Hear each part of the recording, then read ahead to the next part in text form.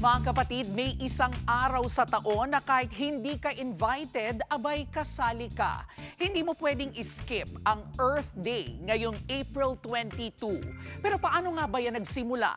Noong late 1960s sa Amerika, sobrang lala ng polusyon. As in may ilog na literal na nasusunog. Dito na po pumasok si Gaylord Nelson.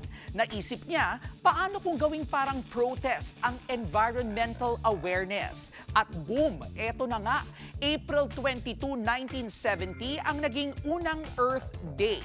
Mahigit 20 million katao ang lumahok. Walang TikTok, walang hashtags, pero viral in real life. At dahil po doon, napilitan ang gobyerno na umaksyon. Dito na nabuo ang Environmental Protection Agency at nagsunod-sunod na rin ang environmental laws. Pero mga kapatid, hindi lang po ito sa Amerika. Noong 1990, naging global ang Earth Day. Umabot sa 200 million ang lumahok mula sa iba't ibang bansa. Fast forward sa 2016, sa Earth Day rin piniling pirmahan ang Paris Agreement.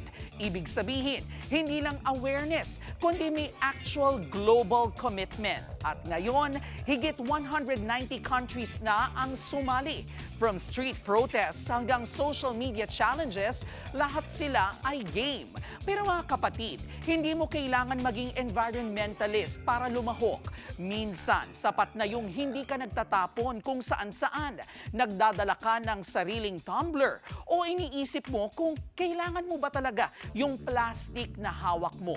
Kasi sa totoo lang, hindi naman Earth ang may problema, kundi tayo. Kapag di natin inalagaan ang ating mundo, tayo rin po ang mauubusan. Kaya habang may April 22 pa every year, baka pwedeng gawin na rin po natin siyang April 23, 24, 25 hanggang maging habit na. Tandaan mga kapatid, ang ating planeta ay gaya ng Kay Alaman, ito po ay ating Kay Yamanan. Kay, okay. Mga kapatid, Jervy Wrightson po, eto na nga.